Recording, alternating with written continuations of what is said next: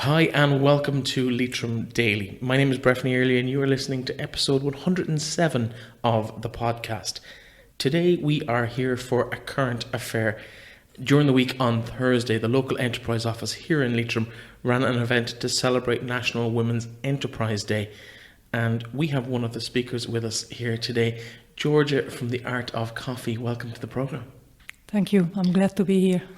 Georgia, I'm only going to use your first name because I'm going to absolutely butcher your surname, but maybe you might tell for the benefit of the listeners, what's your surname? How do you pronounce it properly? Well, my full real name is Stefcsikné Visnyei Györgyi. It's quite a handful. It's even difficult for Hungarians. So many years ago, well before I set up the business, I started to go with the English version of my first name, and that's Georgia. Just make things easier. Absolutely, definitely for me anyway. So we've established you're Hungarian. Tell us a bit about you growing up in Hungary and how you ended up in Leitrim. We'll talk about the business later, but maybe just a little bit of that origin story. So, yes, I'm Hungarian. I moved to Ireland in 2004. I actually an architect, or I can say that I was an architect. I had a Master of Science of Architecture and Building Engineering, and me and my husband, who's also an architect, moved to Ireland in 2004, and we worked as an architect till 2008. So that's how we ended up in Leitrim, to work as an architect with local companies. And of course, 2008 was when the construction industry just collapsed and brought everybody with it. Yeah, there's a big red date, yeah. Including the design world, I suppose. So architecture wasn't really an option for you in this part of the world. What did you do next? Well, it took us a while to realize that, as you said, that there's no way to get an architecture job in the next few years or so. And because we had a mortgage here in Carrick on Shannon, we bought a small house. And I got the son, 18 months at that time, and I was 8 months pregnant with my second one. There was no chance to move or do anything else. So we realized that thinking outside the box would be the way forward, and we came to a solution to set up a business on coffee. It's a weird one, especially in Leitrim. Like, this would be great coffee growing weather. Yeah, coffee doesn't grow here. We have to import it. But it was a weird one. My family and all the friends, they were really freaked out by the idea that what we were planning to do. But in our head, it was completely logical. So we decided to set up a business to take control of our life and create a job for ourselves. And we knew that it's going to be hard. There's going to be a lot of problems. And to deal with that, we had to choose a subject that we love and we have passion for, just like architecture. So the next question was that, is there anything that we know more and have passion for than other people? And it was realized that obvious, coffee. Since I'm a small child, I'm mad about coffee. And during my earlier years, architecture years, my friends kept joking with me that, you should really open your own cafe and stop complaining about the quality of the coffee you drink everywhere. But why would I have done that? I was a happy architect. I didn't plan to open a cafe. But that's exactly what happened. So you started roasting coffee in your own kitchen around about 2009, but that didn't quite work out the way you planned it. Well, yeah, it did. It was very enjoyable because that was the time that we were learning about the process of roasting coffee. Previously, I was just drinking coffee. We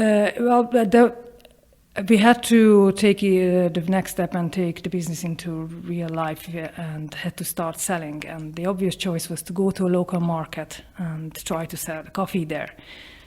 It was all perfect in our head. That's going to be worked out so well. People will flock and buy your coffee, and that we're going to sell. Now, the complete opposite happened. Within a few weeks, maybe a month, we realized that was not going to work. There's no market for a product, and basically I wasted my money on the equipment. Which is never a nice experience. No, never, but we are stubborn and we had no plan B. We decided just go ahead, it will work. So we decided that we're going to create the market for a product. We have to set up a cafe and let people know that what good coffee is. And thank God, thank the bank. The Bank of Ireland gave us a massive loan and we were able to open Cafe Lounge in 2010.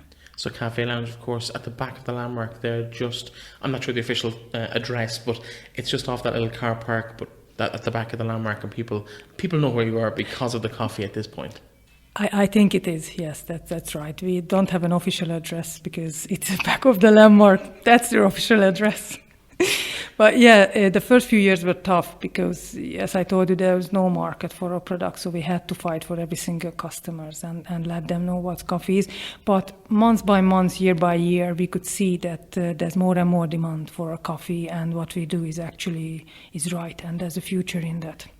So you've established the coffee house at the back of the landmark, and you're selling your own product in that. When did you really step up a gear and it became the art of coffee as the brand as it is today? A couple of years later, we realized that the cafe broke even finally, so we covered the cost, but it was a tremendous amount of work going in, and we were looking for another option that how could we grow. And we started to sell quite a lot of coffee to our customers. We had a little retail part in the cafe where you can buy all the roasted coffee. So that was obvious that that's a part to move forward. And we decided to start roasting coffee and sell coffee to other businesses. So basically do wholesale. And in 2013, we rented a little place behind the cafe, and then we moved the coffee roastery there so we could roast much more. We got a proper storage, and then we were able to supply other businesses. So it's really grown from your kitchen table to one coffee shop to now supplying coffee shops, not just locally, but across the country. And you're even in 3 other territories as well. You mentioned off air beforehand, you're in the UK, Hungary and Denmark. The UK is quite an obvious one for locality reasons. Hungary, we've already established you're Hungarian. Why Denmark, though? How did that happen? Oh, that's an accident. I don't know what's the Danish, to be honest. We had a partner in Dublin who had a takeaway restaurant, and their family member opened a pizzeria in Denmark. And they loved the coffee here so much that when they open during the summertime, they're buying the coffee from us. That's amazing. That's amazing. You also do, as well as the art of coffee branding, and people will be familiar with it. Anyone who drinks coffee will know exactly what you're talking about. But you also do a private label brand. How does that work? It's getting very popular. That there are many businesses, restaurant, cafes that like to emphasize that they are independent and advertise themselves that they got their own product, that they are proud of their own product, and then to be different than anybody else, they would love to serve their own coffee and sell their own coffee beans as well, just like I do. But of course, setting up a coffee roaster requires a tremendous amount of work and knowledge and money, not to mention. So the choice for them is to ask established coffee roaster to create their own private labels. So basically we decide the coffee blend, what they need to do. We help them with the design of their logo, their brand, and with the help of the local printers here, we prepare all the packages, roasting and shipping to them. That's excellent. So if someone has their own one-off independent coffee house in Cork or Copenhagen, they can get their own coffee branded as if they've made it themselves, but you have all the expertise and that skill to put that together for them. Funny that you mentioned Copenhagen, because our next private label that we're working in, a very exciting project, is from Denmark again. I have spies everywhere. Yeah, completely accidentally. I just got an email a couple of months ago inquiring about that, and then we working together quite good now. Have you found that word of mouth like that has been hugely influential in your business, or have you really pushed it through advertising, or have you relied on that word of mouth? It was word of mouth. I'm really bad at marketing. Really, really bad. Didn't really do much work to advertise. Of course, we got a Facebook page, but we don't really have the effort, the time to properly manage it and push ourselves. So it's all about customer being happy with our product and telling to others. Excellent. Now, of course, there's one really good way of getting the message out to that you're a quality brand and a quality product is when you get awards. And now you have the cafe, you have the private labels, you've got your own Art of Coffee brand, and across the board, everything is winning awards. You seem to be busy just collecting awards at this stage. Tell us about some of the awards that your company or companies or brands have secured over the last few weeks and months and years. The first one was Great Taste Awards. it was a good. It was a very good opportunity to see that where we are, because we are in Leitrim, very far from the busy coffee scenes of Dublin or other bigger countries, bigger cities. So we entered our product first to Greatest Awards just purely to get a feedback. I didn't expect anything. And then all of our brand that we entered actually won 1 or 2 stars. So that was a brilliant feedback that we are on a good track. One of our private label won Board Beer Best Prepared Organic Product a couple of years ago. And we also collaborated with a local beer brewery, the Carrick brewery, created a stout, and that won silver medal this year at a craft beer festival in Dublin. That's the name of the festival, is Altec. The cafe was nominated a few times to many different awards, but this year the Retail Excellence chose our cafe to be one of the best retail unit in Ireland. We were in the 100 list. That's fantastic. It's great to think from such small, I'll say coffee bean rather than an acorn, but just from a small idea around your kitchen table that 10 years later you're sitting busy, don't have time to be doing the marketing, as you said, because you're so busy selling to various countries all over Europe. It's really, really good. Tell us a bit more about the event yesterday. Your first time public speaking, how nervous were you coming into that? Extremely nervous. Thank God I was busy working, so I didn't have much time thinking about that. But I'm quite a nervous person, to be honest, so it didn't help. But I'm very proud of myself because I think it went well, and I actually enjoyed it very much. What was the day about? What was the reason behind the day? It was the Women Enterprise Day. It's a bit of a support for women in business, or those who just start or thinking about starting a business. That let's face it, it's true that nowadays, but it's true that if you are a woman, there's different obstacles and problems just by the fact that you're a woman. No, I'm not a woman. So tell me what they are, or at least share with me what some of those examples might be. Well, I'm sure that everybody heard the term glass ceiling many times, and it is like that. It's very difficult to say 1 or 2 particular reasons for that. You just feel that you're not progressing, you're not taken seriously. You're not considered as a partner, you're not considered as somebody who really knows what he or she is doing. So it's... And is that just by men or by other women as well? That's in general, to be honest. But, I had a few good and bad experiences, both from men and women, but mainly men tend to think that women, they're not serious. They're not the first choice to contact or work with.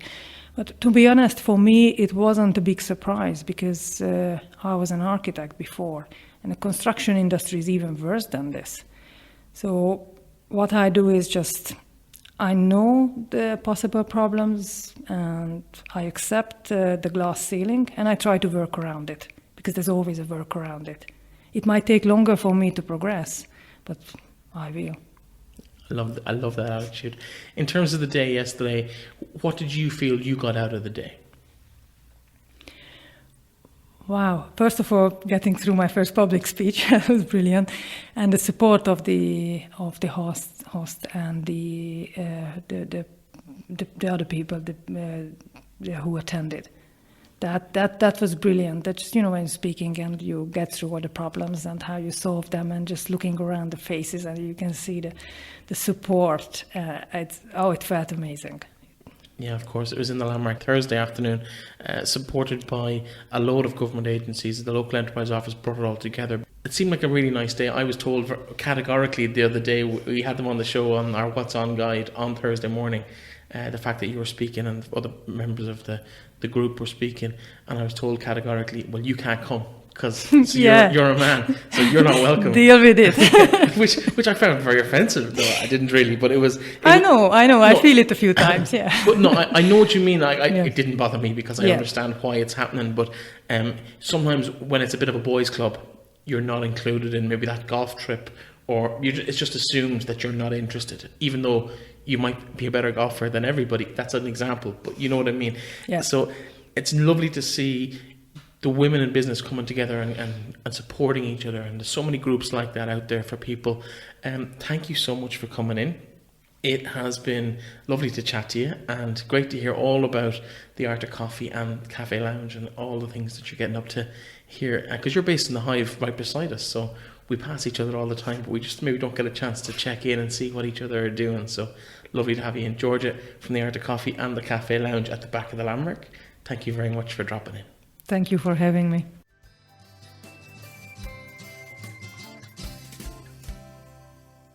So my next guest on the show was an attendee at the National Women in Business event in the Landmark on Thursday. Finola Armstrong McGuire, welcome to the programme. Thank you, Reflin. Obviously not the first time you've been with us in your role as a county councillor. We've had you on the show before. Tell us a bit about the event on Thursday from an attendee's point of view, and a woman in business yourself for many years in the county town here in Carrick and Shannon. Yes, well, I was invited by the Leitrim Enterprise Office to attend as a woman in business in the town, and it was open to everybody. Carol Coleman hosted it. Maureen Gaffney was one of the speakers, as was Georgia from the Art of Coffee here in Carrick and Shannon. Georgia spoke of her business and her growth in business and her struggle with it, and Maureen Gaffney talked about the psychology of women as opposed to the psychology of men, and the differences there are and the strengths and weaknesses. And she spoke to all of us as a group, but I have to say that in the event I thought she was talking to me, because, and that's her expertise, you know, she really can work with the crowd that's there in front of her. But she spoke of the strengths of women, and she would give us as women, I suppose, a feeling of a right to be in a room, even if it's a boardroom where there are many men and only a few women, that our contribution is very, very valid. And 50 years ago, there wouldn't have been many women at the event yesterday, women in business, and she said that herself. Go back 50 years, you would not have got many women, and particularly she just said maybe there would have been a few in the fashion business, but that an event like it couldn't have been put on and attended because women weren't in business. So we've come a long, long way in the 50 years. And I'm one of those who grew up in what you mentioned as the fashion business, or the clothing business and the drapery business as it was called then. I grew up knowing what it was like to be in business, I suppose, because even as teenagers we had to help out in the shop, which goes on in all homes that are businesses as well. Now, the business you speak of is the current business. It's still in existence over 60 years later, is the Magnet on Main Street in Carrick and Shannon. That's, I suppose, where everyone would be familiar with you from before your time in politics, which is a very recent addition to your life. Tell us a bit about your memories growing up. Your mother opened the place in 1957. That seems like a long time ago now. Yeah, she and her friend, a lady called Eileen McGlynn, who has since died, they both did, actually, as I speak, but they opened it as a business. My mother and father needed a home when they got married first, and the premises that we are in now on Main Street had been a closed business. It had been a bakery downstairs and a pub and grocery on the street level, but it hadn't been a business for 10 years. They bought it saying we'll live in it as a private house, but perhaps we'll put a business into it. It had a licence, which an awful lot of places along the street had too, and my father worked in Flynn's pub. But they decided that they wouldn't open a bar and they'd have a go at the clothing trade, which my mother was familiar with. She had worked in the accounts department of Gilmartin's, cash and carry as it was, but it was a wholesaler only in that time. And she wasn't allowed to work after getting married. So she felt that she would need to do something. She certainly was a woman who should have been an accountant, I suppose, in today's lifestyle. She was meticulous in her figures and in her additions and in her margins, and she really worked her head in the business, and the lady who came in to help her was very good with people and with buying, so they made a great duo in the late 50s, early 60s. My mother was still in business in the 80s. I had moved and gotten married. I lived in Ruski. I was teaching full-time and then part-time in the 80s because I had 2 children, and one of those summers I said I wouldn't go back to teaching, I'd come and help out in the Magnet. I did that and I enjoyed it. I have to say, there wasn't a huge weight on my shoulders. My mother continued to do the bookkeeping. I took nothing out of it in the beginning. I rented from my parents. after 5 years, they decided to move to a bungalow, and I bought the premises as it is now, and did what others do and took a mortgage on it and built it up. And the building up of it was quite easy in the 90s and the early 2000s. Like everyone else, 2007, 8 and 9 showed difficulty, huge difficulty. I wasn't as affected, and my accountant would have spoken to me at the time saying, well, you didn't double and treble your figures, so you won't halve and quarter them. So don't worry so much about it, just keep steering the ship. And I've continued to do that. I enjoy it.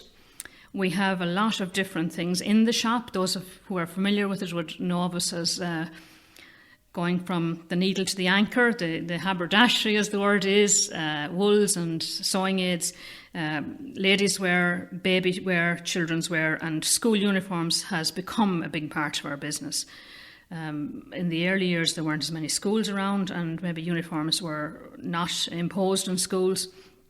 But as they grew, we got to know a couple of very good Irish manufacturers, and they have been loyal to us and we have been loyal to them. Their uniforms are made in the country. The most things that I'm proud of is that we have held them in the country and they've still been made. And that's a major part of our business. The July, August would be our busiest months, but we're able to keep going the other months as well. I love it. I love the communication with people. I take it as serious as it needs to be taken. I'm not going to worry about it because I believe worry is futile, and I'm at a stage in my life that I like to keep it going and keep the buzz of the main street. It's more difficult. High Street in all towns has changed. People blame several things, but lifestyles have changed, and out of town shopping and Sunday shopping and online shopping is all pulling a little bit every direction from the old-fashioned old way of buying Monday to Saturday on the old main streets and that of all towns. But everything changes. Go back 100 years, Carrick and Shannon would have looked very, very different. If you can imagine the pub and the bakery where the Magnet is now, that is what was there. And even to think that in 60, 70, it would be 70 and 80 years ago, that was the business that was in it. So it's another 70 years, things will no doubt have changed, but we'll work with them and we'll all see what will happen, or someone will see. I won't see, of course, as people would say, yes. Absolutely. But just in terms of, I suppose, the changes that you talked about and the challenges that you talk about, now the high street versus out-of-town shopping, online versus bricks and mortar shopping, they're very arguments for another day. Today we're trying to focus on the women in business side of things. And you've been in business in Leitrim for the last 34 years and 30 years of experience watching your mum do it before you. What have been the major challenges that you've faced in that time as a woman rather than as a business person? As all women do, we juggle, and your time is your conscience. I suppose in rearing children, you feel that's the place you need to be first, and I would believe that's the place you need to be first. When they're well and they're attending school, you can have a rhythm of work and lifestyle balance. I would always have taken time with my children. I always had help in the shop. I've always had people employed in the shop. My children would have been my priority, and it continues to this day because that's our nature as well. Women, Maureen Gaffney's talk yesterday to us, I suppose, helped me to justify that there are problems for women in business that men don't experience, and I would have thought they were not acknowledged as much as they are. In fact, she was able to point to differences that are there, and that women are perceived in one way and men in another by the general cohort of people out there who interview people for business. Being ladies' wear and children's wear, I probably didn't have some of the challenges that would have been in other businesses. I suppose I grew up with it and I took it on my shoulders that I would run this as a business. I hadn't to ask an awful lot for loans, or the one loan for the mortgage of the shop and some loans for business, but I would have taken them as for granted maybe, whereas maybe if I was coming in as a newcomer I would think this wasn't usual. But by growing up in a business you have heard the language of it before, and that would have helped me. Yeah. In terms of maybe somebody listening to this, either growing up in the county, working in the county, maybe wants to go out on their own. It could be a beautician or a hairdresser, or it could be an accountant, or any form of business that they're thinking of putting up their own sign over a door and seeing if they can make a go of it. What would your main advice be to somebody who's in that stage of their life, either to come back to Leitrim or to move to Leitrim or to set up a business here when they're already in situ in the county? I would say to a person, if it's in their thoughts and they have a very strong thought about it, absolutely go for it. If you want to be self-employed, but working for yourself, yeah, you'll do extra hours and you'll probably work harder than you'd work otherwise, but you will be doing it for yourself, and you'll know everything from A to Z about it and understand more of it.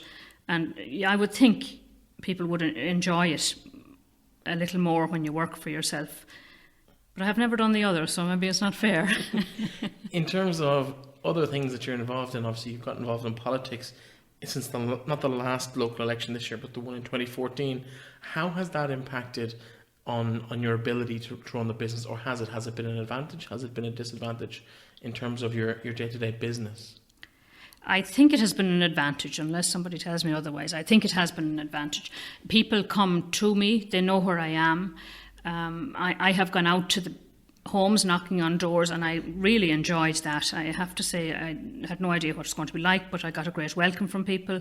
I realised how far people were coming into town. I was 8 and 10 miles out of Carrick and Shannon, and I met customers, and it definitely made me straighten up and say, these people come in 8-10 miles into Carrick to do their shopping. We need to acknowledge that with them. I enjoy people, and I meet people through the business who have asked me for things, and I'm able to go back to them and say, did that get sorted for you? I did follow it up. And they will tell me, or they'll put their head in quickly and say, that was sorted, thank you very much, or that wasn't sorted, can you push it again? So I think being easily seen by people as a county councillor is an advantage. And an advantage to me that I know where I am with the people.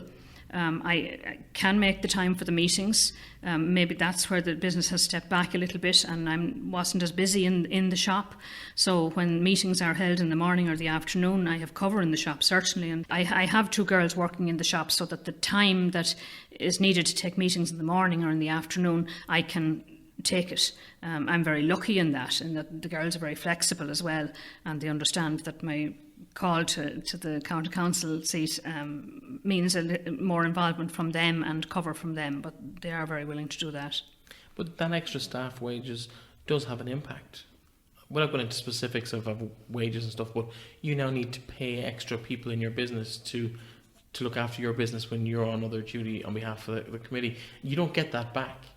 No, but you take. No, I don't even count that. It's part of what I do, and I'm happy to do it. It gives them a few more hours, great, and yeah, I do get paid in the council as well. Now that's the bottom line, of course. Yeah. In terms of events like Thursdays, how important are they to show positive examples like Georgia, like yourself, that there are opportunities there for girls and women to grow their own businesses in this region? I think it was an excellent exercise. I would guess that every lady that was in that audience had changed career in the last 20 years. Those of us at our table had certainly, if I looked around, I know you started off as something else, and you started as something else, and I started as something else. So the audience that was captured was people who had stepped outside, maybe what was their comfort zone in another job, and started something themselves. But there were quite a few of them. And the most thing I would think is that others weren't there. Those who are in the job that they've always been in, 9 to 5, couldn't ask for a Thursday off or a 11 o'clock to 3 o'clock off in order to attend this. But we were the people almost who had done what the challenge was. And all successfly. But when you work for yourself, you work harder, as you probably know, Breffney here too as well. Yes, I'm very aware of that at the moment, yes. Well, listen, Finola, we've run out of time, unfortunately. Thank you so much for popping in. It's been eye-opening, and I think it'd be very good for someone maybe in the position you were in many years ago now. Your maths are crazy. But a couple of years back, when you took on the running of your, I suppose you inherited your mum's business and you took that over, Congratulations on just being in business through all of the challenges over the last couple of years, and the very best of luck as you go forward. And thank you so much for coming in and sharing your story with us. Thank you, Breffney. Thank you.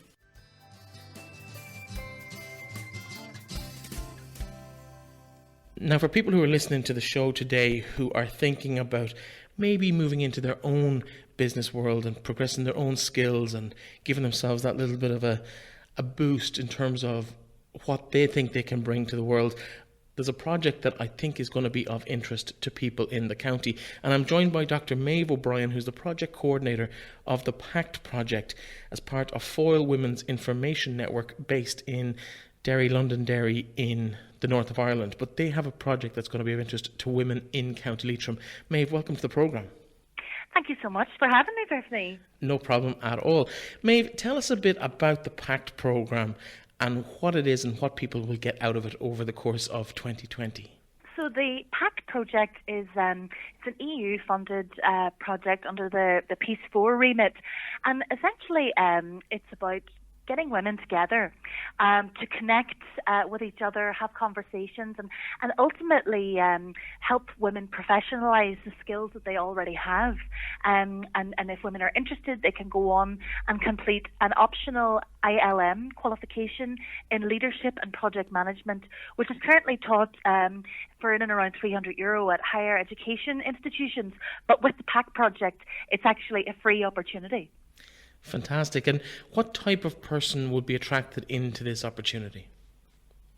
Well, we're recruiting women from 6 counties in particular, so yourselves in Leitrim, Sligo, Donegal, Derry, Tyrone and Fermanagh, and we're really seeing a wide range of women, from women who are interested in business and professionalising themselves, but also younger women, for example, women who have vocational skills such as hairdressing and the like, and they just want that certification to say that yes, I can project manage, I can lead.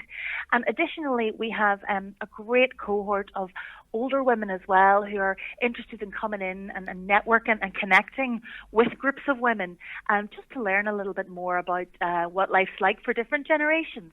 So it's a very collaborative and communicative programme that's really spearheaded by the EU to sort of foster the cross-border, cross-community, companionship and cooperation with each other.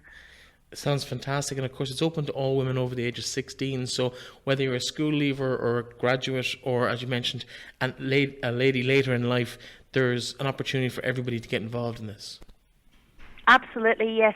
The goal really is to create sort of a national conversation, for women to come in and make connections, learn about, different issues such as how to be more effective communicators. And that can be, in a business sense, or for school leavers, interview skills.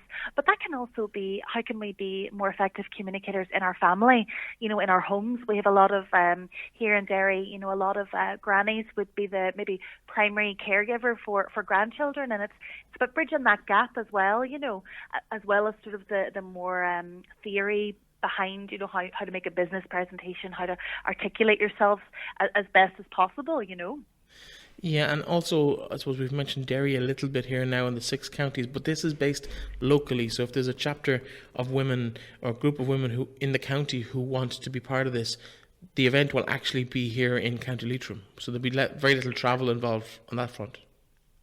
Absolutely. That's one of the really great assets about the PACT project.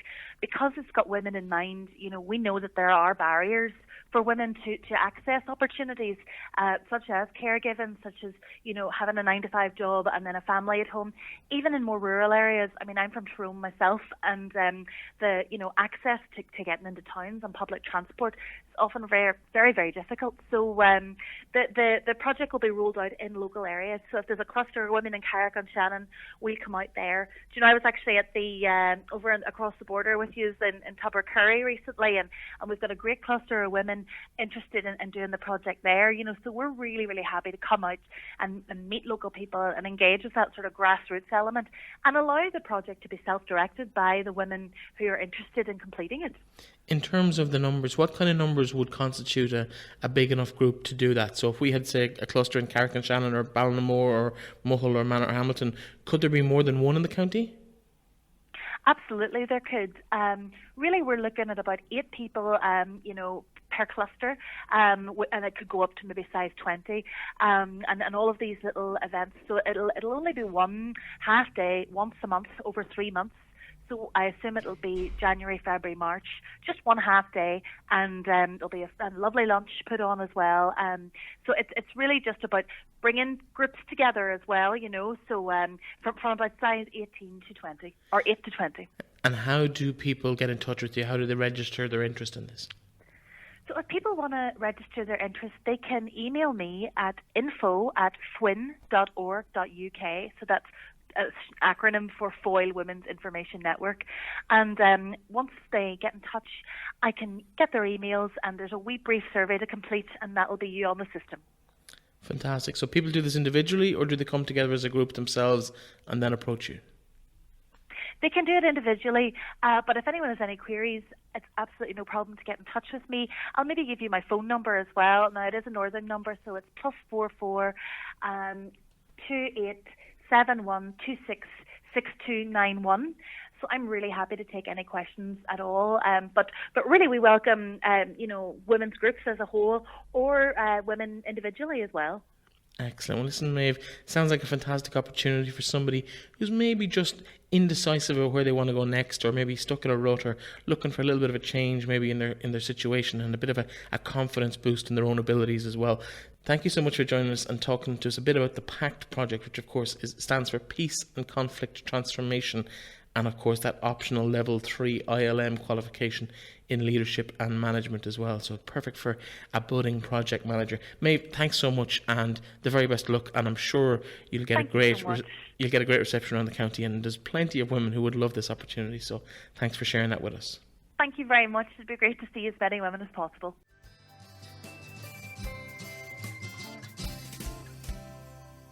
And that, folks, is all we have time for today. Thank you very much to my guests, Georgia from the Art of Coffee, Finola from the Magnet in Carrick and Shannon, and also to Dr. Maeve O'Brien of the Foyle Women's Information Network about that course and that event that is ongoing through the end of this year and the start of next year.